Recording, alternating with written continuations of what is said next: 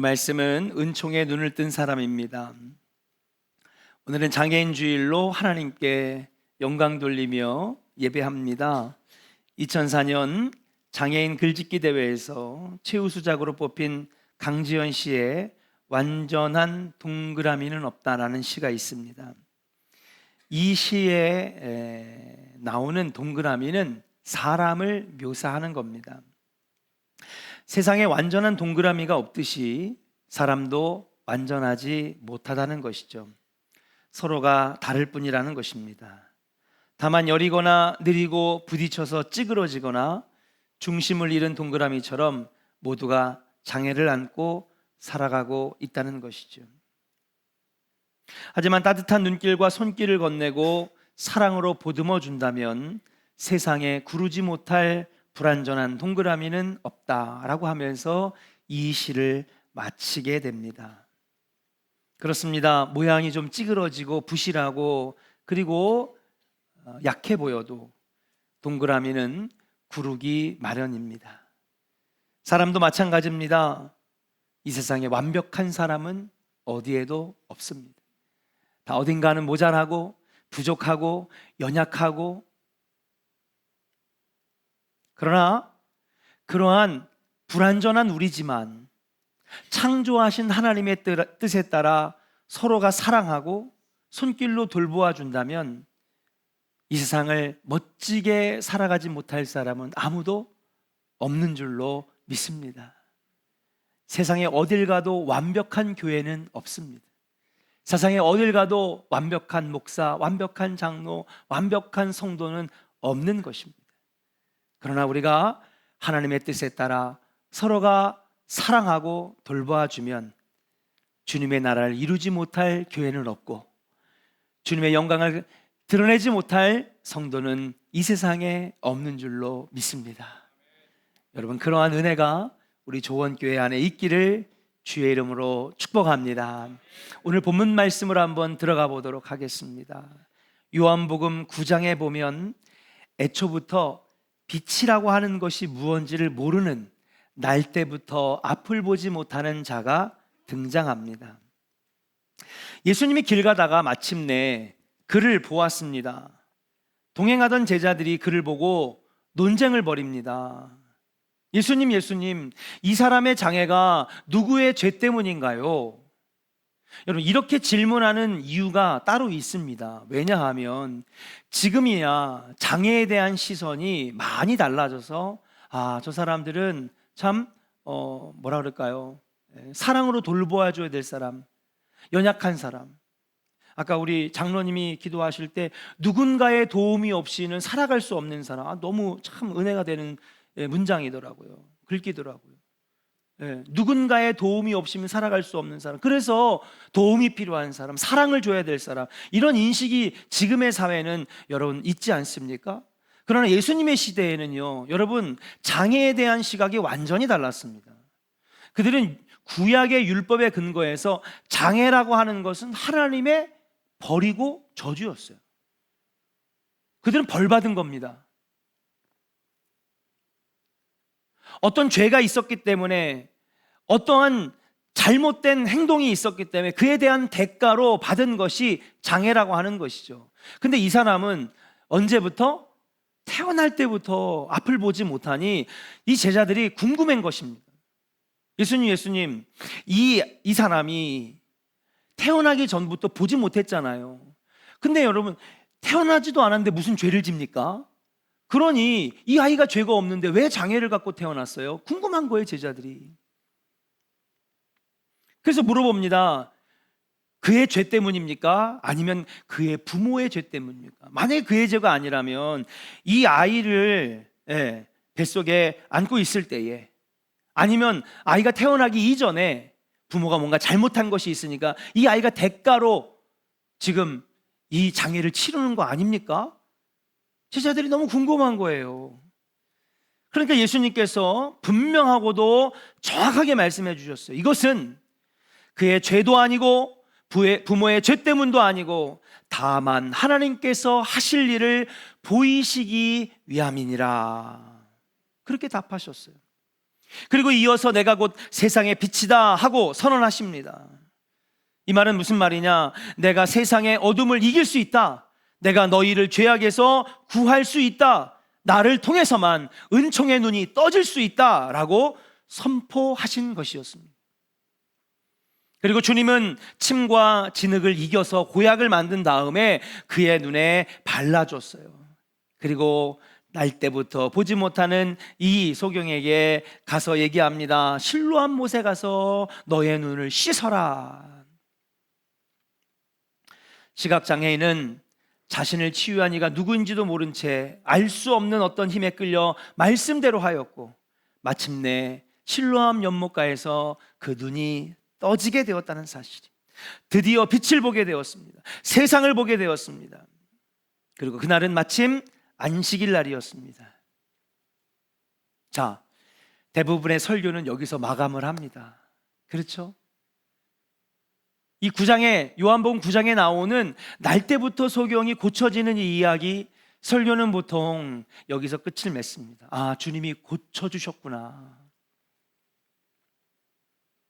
그러나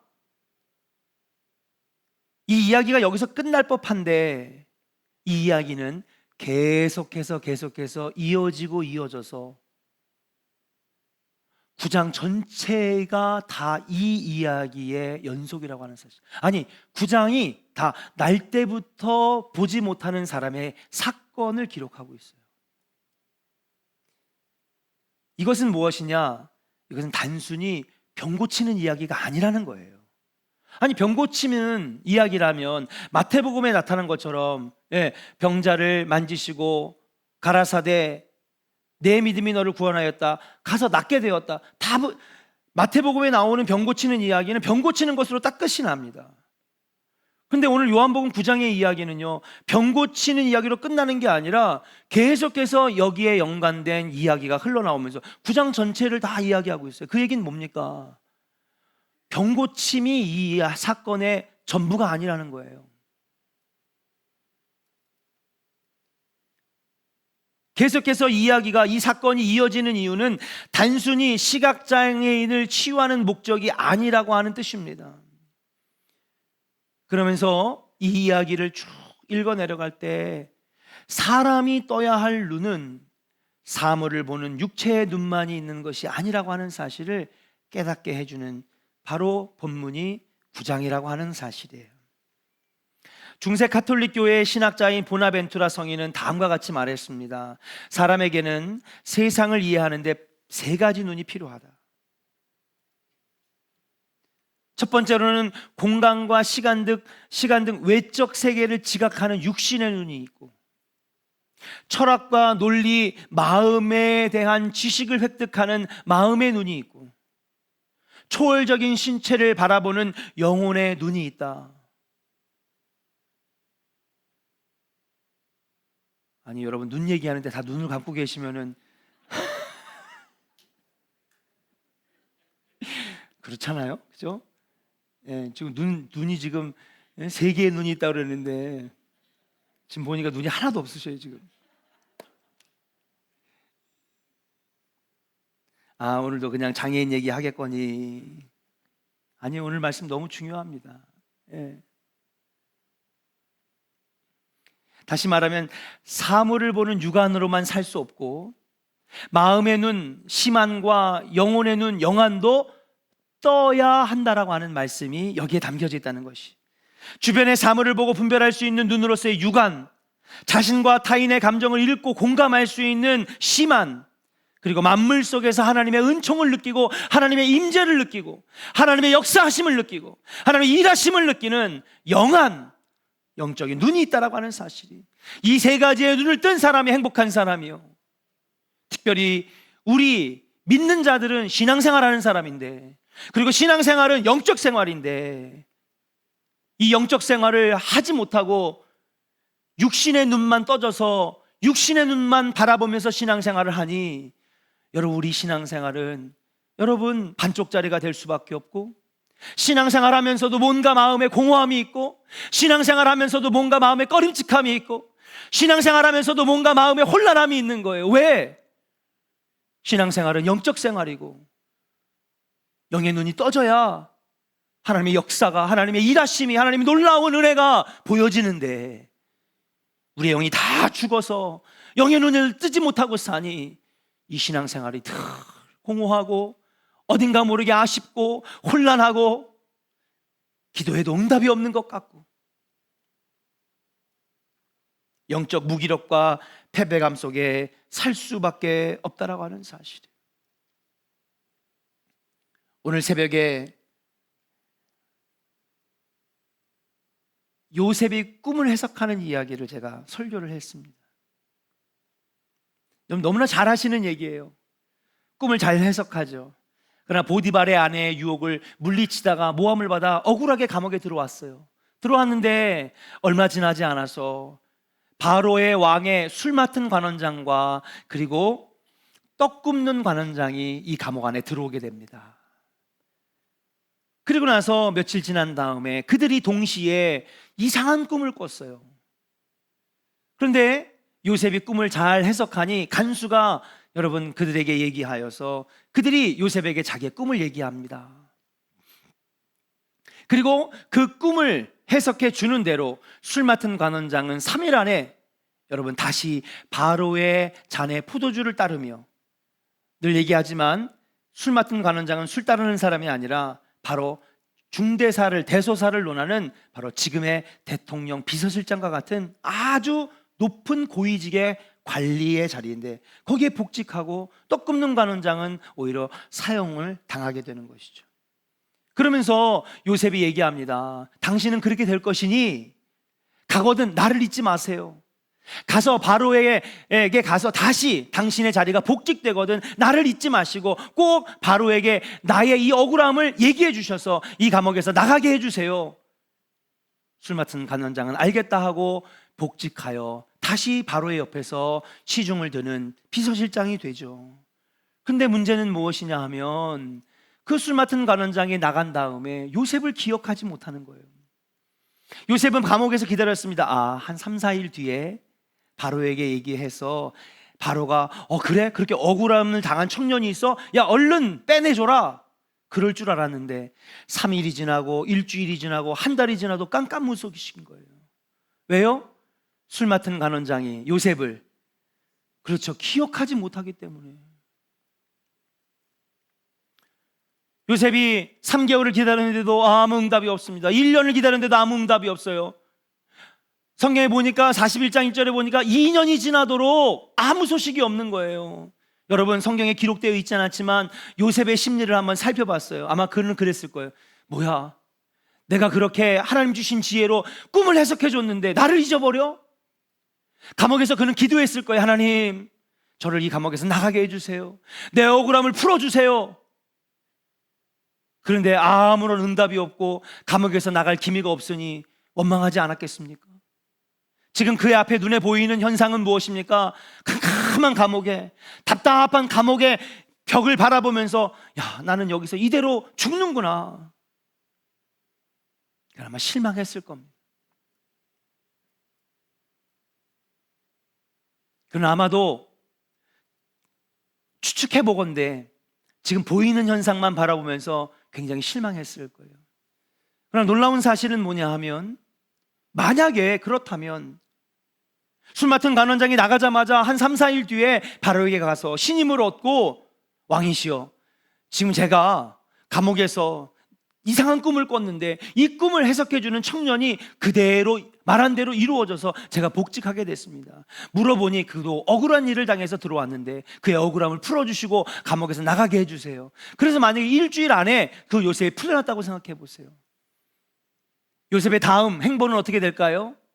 이방에서 온 그 젊은 청년은 여전히 무엇입니까? 이 집 저 집 전전긍긍 하면서 종살이 했을 거예요. 그의 신분은 달라지지 않았을 것입니다. 주님, 기도해도 왜 응답이 없습니까? 막 마음이 괴로웠을 거예요. 우리도 그런 경험을 많이 하잖아요. 주님, 기도했잖아요. 40일 특별 새벽기도 했잖아요. 1,000번제도 드렸는데 왜 제가 원하는 것이 응답이 안 됩니까? 지금 보이는 현상을 볼 땐 답답한 거예요. 근데 여러분, 놀라운 일이 벌어집니다. 2년이 지났어요. 요셉은 지쳤을 것입니다. 왜 하나님 응답하시지 않나? 왜 나를 풀어주시지 않나?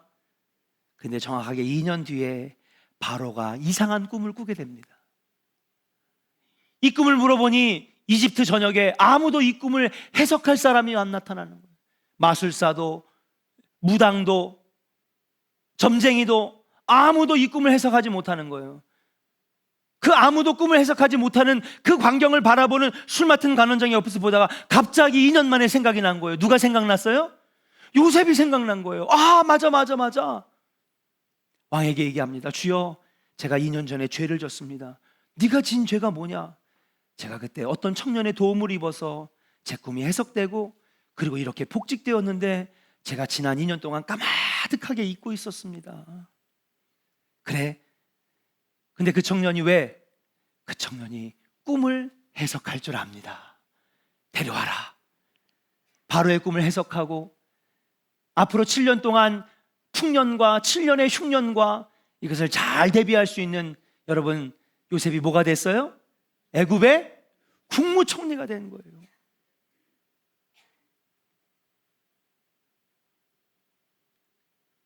술 맡은 간원장이 나가자마자 여러분 응답이 없었던 것입니까? 아닙니다. 만약에 그대로 여러분 요셉이 풀려났다면 그는 계속해서 평생 이 집 저 집 종살이만 했을 거예요. 머리가 똑똑하니 재정을 맡겼을 수 있어요. 신임은 받을 수 있을지 모르겠습니다. 조금 여건은 나아질 수 있지만 그는 여전히 뭐예요? 종으로 살아가는 거예요. 응답이 없었던 것이 아니라 여러분 오히려 생각나지 않게 하신 것이 하나님의 응답이었는 줄로 믿습니다. 2년 뒤에 생각이 난 것은 무엇입니까? 바로 그렇습니다. 하나님의 놀라운 계획 가운데 요셉에게 어렵게 주었던 꿈, 바로 가족을 구원하고 민족을 구원하는 민족의 구원자로 세우시는 놀라운 역사를 이루시기 위한 하나님의 응답하심이 있었다라고 하는 사실이에요. 근데 무엇입니까? 우리는 믿음의 눈으로 바라보지 못하는 거예요. 영적인 눈으로 바라보지 못하는 거예요. 주님, 왜 안 되는데요? 주님, 왜 안 주시는데요? 내가 원하는 시간에 내가 원하는 그림으로 딱딱 이루어지면 참 좋잖아요. 그러니까 여러분, 우리 신앙생활이 무너지는 거예요. 왜? 영적인 눈으로 바라봐야 되는데, 하나님의 역사를 바라봐야 되는데 자꾸 보이는 것만 보는 육의 눈으로만 신앙생활을 하려고 하니 우리 신앙생활은 좌절할 수밖에 없고 넘어질 수밖에 없고. 사랑하는 여러분, 이것은 분명한 진리이고 사실입니다. 우리 한번 선포할까요? 기도는 반드시 응답하십니다. 옆 사람에게 축복하겠습니다. 믿음의 기도는 반드시 응답하십니다. 할렐루야. 응답되는 거예요. 이거는요, 타협의 여지가 없어요. 무조건 진리입니다. 문제는 무엇이냐? 그것을 볼 수 있는 영안이 열려지지 않기 때문에. 우리의 영이 충만해지지 않으니까 하나님의 일하심이 보여지지 않고 하나님의 섭리하심이 보여지지 않고, 지금 안 주시는 거는 이유가 있는 거예요. 왜? 나중에 총리를 만드시기 위하시는 하나님의 놀라운 큰 그림이 있는데 우리는 왜 감옥에서 안 나가요? 왜 내 억울함을 안 풀어줘요? 내 앞에 있는 것만 보니 여러분, 우리 신앙생활은 무너져 버릴 수밖에 없는 거예요. 사랑하는 조은의 성도 여러분, 여러분들에게 육신의 눈만 뜨고 사는 것이 아니라 마음의 문도 열리고 여러분 영적인 눈이 열려지기를 주의 이름으로 간절히 축원합니다. 한번 따라합시다. 믿음의 눈이 열리기를 소망합니다. 할렐루야.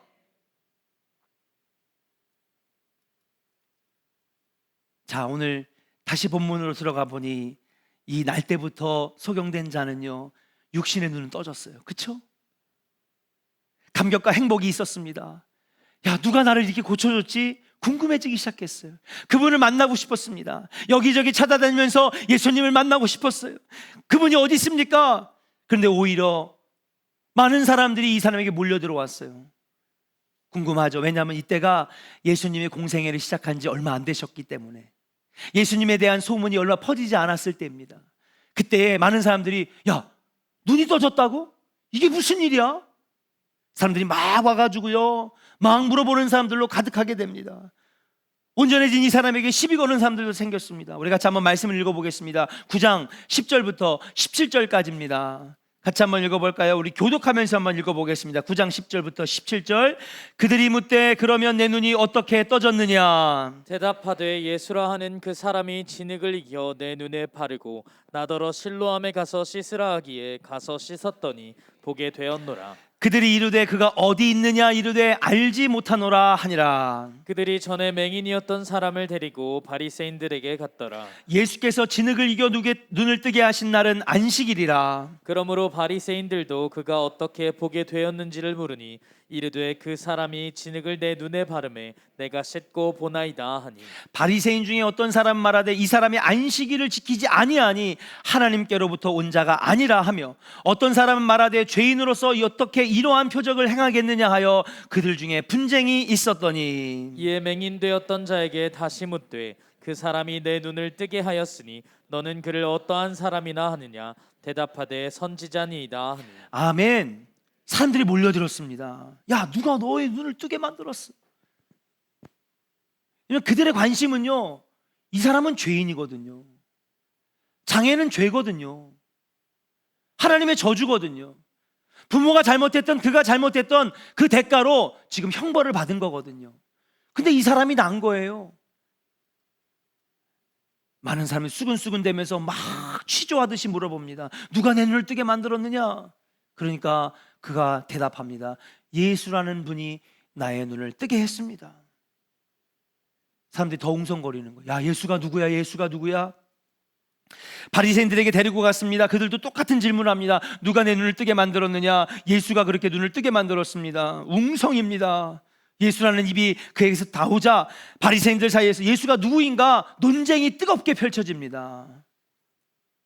예수가 누구냐? 어떤 사람은 얘기합니다. 야, 이런 기적을 행할 수 있는 사람이 누가 있느냐? 이는 분명히 하나님이 보내신 사람이다.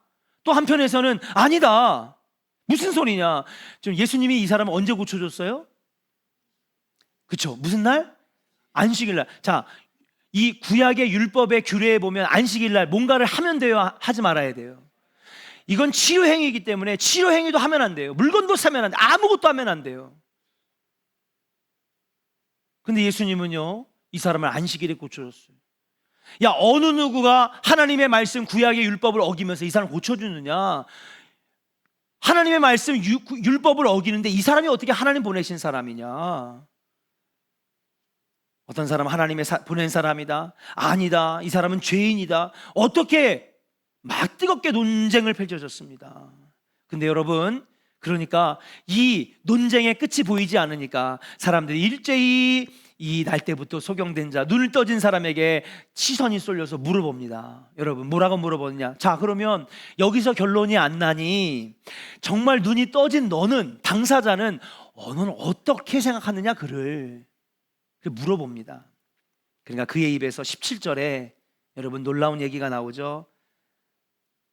뭐라고 그를 고백해요? 그렇죠. 대답하되 그는 선지자이니다.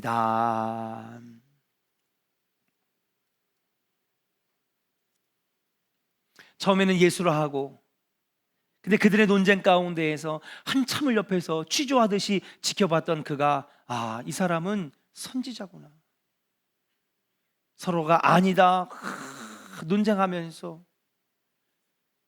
그렇게 할 때에 그는 그 마음에 더 확신이 생긴 거예요. 그분은 진짜 선지자구나. 선지자라고 하는 말이 나왔을 때 바리새인들의 눈이 뒤집힙니다. 안식일을 지키지 않았다는 이유로 예수는 죄인인데 무슨 선지자냐? 자신의 부모까지 괴롭히자 그가 이렇게 말합니다. 여러분, 뒤에 내용이죠. 9장 전체가 다 이 사건이니까요. 여러분, 참 이상합니다. 분명한 사실은 보지 못하던 내가 이제 보게 되었다는 것입니다. 나는 다만 그분의 말씀을 듣고 따랐을 뿐입니다. 내가 눈을 뜬 것은 분명 하나님의 은총이고 하나님의 은혜입니다. 예수라는 분은 하나님이 보내신 분이 분명합니다. 30절과 33절에 분명하게 그를 고백하고 있는 거예요. 시달릴 대로 시달렸어요, 이 사람이. 그렇죠? 사람들에게 둘러싸이더니, 바리새인들에게 둘러싸이더니 끊임없이, 무슨 이 사람 죄졌습니까? 취조질에서 취조당하듯이 계속 물어보는 거예요. 그리고 나서 결국은 예수님은 하나님이 보내신 분이 맞습니다 라고 고백을 하니까 에이 필요 없다 하면서 이 사람을 내쫓아 버려요. 우리들끼리 논쟁하자. 왜? 그들은요 예수를 죄인으로 만들고 싶었거든요. 메시아로 인정하고 싶지 않았어요. 사람은 믿고 싶은 대로 믿는 거거든요. 자기가 원하는 걸 믿는 거거든요. 바른 대답을 하고 있는 이 사람의 얘기를 더 이상 듣고 싶지 않았어요. 그래서 그를 내쫓습니다. 쫓겨난 그는 나와가지고요 너무 마음이 괴로웠어요. 내가 만난 분이 진짜 하나님 보내신 분이 맞는데 저들은 왜 저렇게 할까? 그때 이 사람이 사람들에게 시달린다라고 하는 소식을 알고 예수님이 그를 찾아옵니다. 찾아와서 그에게 말합니다. 내가 사람의 아들 하나님의 아들을 믿느냐? 네, 제가 그를 찾고 있습니다. 그가 누구입니까? 저는 그를 믿고 따르고 싶습니다. 그러니까 예수님께서 이렇게 말씀하세요. 내가 이미 그를 만났고 지금 너와 말하는 이가 바로 그니라. 그렇게 얘기를 해요.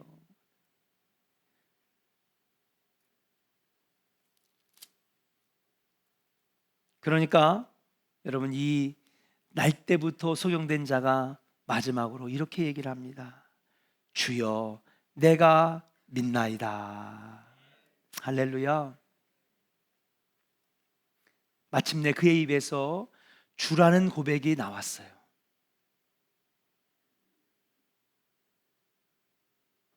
오늘 이 요한복음 9장의 이야기, 날 때부터 소경된 자의 이야기는 단순히 병 고침의 이야기가 아닙니다. 그가 병이 고쳐진 다음에 병 고침의 역사를 체험한 다음에 그의 입에서 여러 가지 고백이 나오게 되는데, 첫 번째 예수님을 뭐라고? 예수라고 고백하죠. 그 다음에 엄청난 논쟁과 경론 끝에 그에게 확신이 들었어요.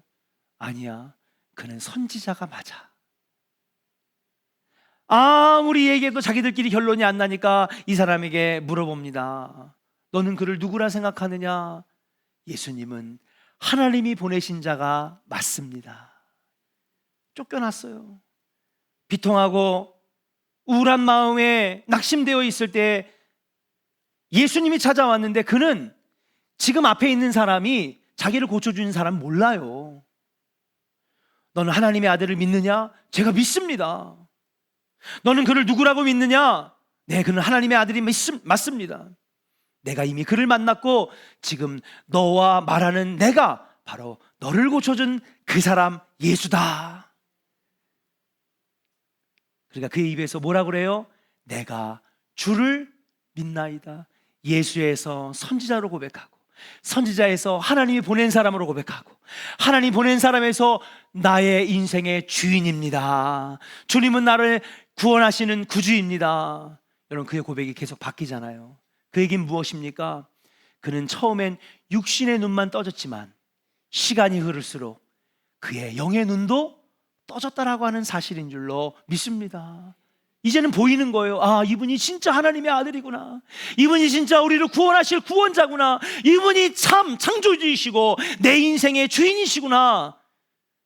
그의 영의 눈이 떠지고 믿음의 눈이 열려지니 예수가 예수로 보이고 하나님이 보내신 자로 보이고 내 인생의 주인으로 보이게 되었다라고 하는 사실인 줄로 믿습니다.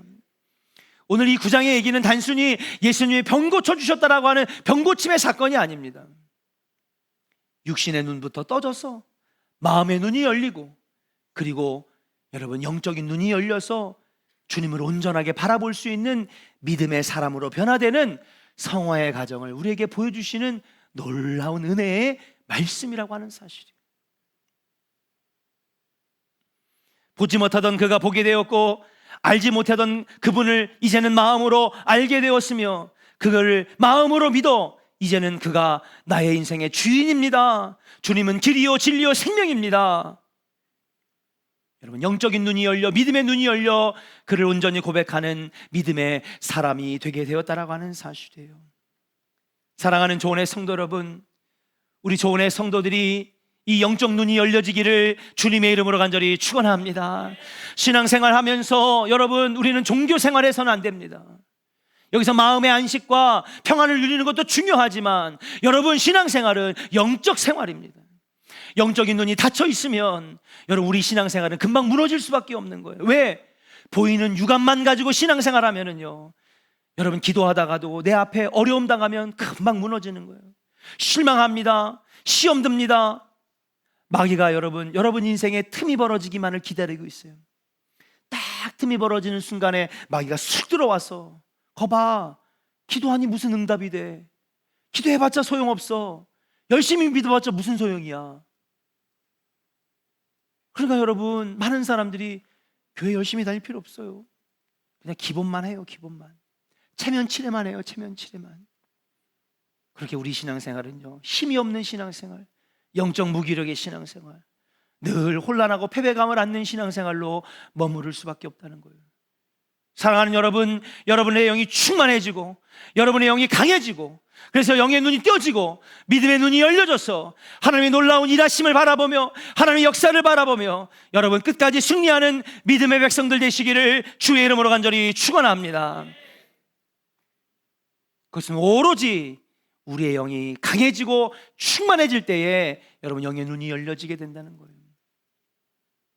그래서 기도하고 말씀 읽고 찬양으로 내 영이 뜨겁게 될 때에, 옛날 목사님들은요, 화려하게 말할 줄 몰랐어요. 때로는요, 슬레파도 집어던지고요, 설교 가운데 막 욕도 하시는 목사님들도 있어요. 투박하고 교양 없고 쏘는 얘기만 했는 그런 목사님일지 모르지만 그분들은 분명히 알았어요. 무엇입니까? 말씀과 찬양과 기도만이 우리의 영을 살찌게 하고 하나님의 영을 바라볼 수 있으며 진짜 살아있는 신앙생활을 할 수 있다고 하는 것을 우리 신앙의 선배들은 알았어요. 오늘 한국교회가 왜 이렇게 패배감에 젖어 있습니까? 건물도 있고 주차장도 있고 음향도 있고 영상도 있고 다 갖추고 있는데 왜 한국교회는 여전히 계속 힘을 잃을까요? 그것은 바로 영적인 힘이 약해졌기 때문에 그렇다고 하는 사실이죠. 우리 조원교회는 영적인 충만한 교회, 사도행전적인 교회가 되기를 주님의 이름으로 간절히 축원합니다.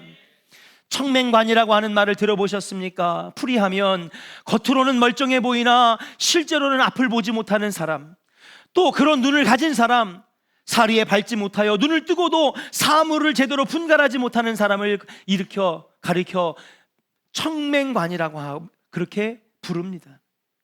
그때나 지금이나 청맹관이는 여전한 것 같습니다. 우리 앞에 펼쳐진 슬픈 현실을 바라보지 못하고 알지 못하고 청맹관이의 신앙의 관습에서 여러분 탈출하지 못하는 우리 신앙의 모습이 아닐까. 오로지 기도하는 교회, 오로지 말씀 있는 교회. 그래서 여러분, 저와 여러분들이 영적으로 충만하여져서 진짜 하나님 기뻐하시는 영적 생활을 하게 되면 여러분, 나머지 것들은 하나님께서 알아서 채워주시고 복주시고 이루어 주실 줄로 믿습니다. 우리는 그분이 원하시는 신앙생활을 하기만 하면 돼요. 그분은요, 우리의 쓸 것을 미리 다 아시는 분이고요, 우리의 어려움도 이미 다 알고 계시고요, 우리가 원하는 것도 이미 다 알고 계셔요. 구하지 않아도 돼요. 우리가 할 것은 주님이 기뻐하시는 신앙생활 하기만 하면 돼요. 그러면요, 들풀도 입히시고 새들도 먹이시고 나보다 나를 더 잘하시는 주님께서 알아서 채워주시고 부어주시고 축복해 주시는 줄로 믿습니다. 우리는 그저 주님이 기뻐하시는 신앙생활을 하면 되는 거예요. 영적 생활을 하면 되는 거예요. 성령 충만한 신앙생활을 하면 되는 것입니다. 구하지 않아도 다 주실 거예요. 반드시 응답 주십니다. 근데 육신의 눈만 뜨고 신앙생활을 하려고 하니 신앙생활이 고역이고 힘들고 괴로울 수밖에 없는 거예요. 기도의 자리로 나오세요. 말씀의 자리로 나오세요. 뜨겁게 부르짖으세요. 여러분 영이 충만해지도록 부르짖어 기도하세요. 그럼 여러분들이 눈이 떠졌어. 여러분의 신앙생활이 복된 신앙생활, 행복한 신앙생활, 하늘의 복을 누리며 응답을 기다리며 응답을 누리는 은혜의 백성들이 다 될 줄로 믿고 영적 장애인으로 살아가는 것이 아니라 영적으로 충만한 우리 조원의 성도들이 다 되시기를 주님의 이름으로 간절히 축원합니다. 옆 사람에게 축복하겠습니다. 성령 충만합시다. 할렐루야.